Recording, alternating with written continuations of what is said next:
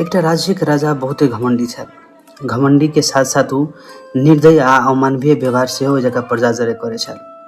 ओहि जगह प्रजा के सबटा धन सम्पत्ति आ जते भी जथा जमीन छलै सबटा हड़पि लेने छलै ऊ राजा। आ ओकरा सब जरे पूरा गैर मानवीय व्यवहार करै छलै। एहन तक के गैर मानवीय व्यवहार करै छलै कि ओकरा सबके 15 दिन तक 1 महीना तक भूखले राखि दै छलै। लेकिन ई क्रूरता देख कऽ ओहि राजा के बेटा ओकरा कनिको नहीं नीक लगै छलै। तो ऊ राजा के बेटा एक दिन योजना बनेलक कि केना के हम अपन पिताश्री के ई घमंड तोड़बै आ क्रूरता तोड़बै। तो ऊ सोचलक कि कियाक ने पिताजी के दोसर राज्य के एकरो से बड़का शक्तिशाली राजा जरे भिड़ायल जाए आ एकर घमंड तोड़ल जाए।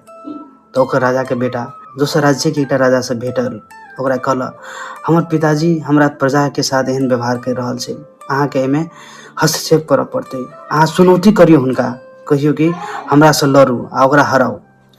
एहने कहलक ओहि राज्य के राजा, ओकरा चुनौती केलक, ओकरा हरेलक। ताहिके बाद ओकर घमंड टूटल आ फेरो ओहि राज्य के प्रजा सरे बढ़िया व्यवहार करल रहल। ऊ रियलाइज केलक से वास्तव में हम तो दोसर से जीत नहीं सकै छी, कमजोर प्रजा पर हम एकटा अपन हक जमा कऽ ओकरा गैर मानवीय व्यवहार कर रहल छी।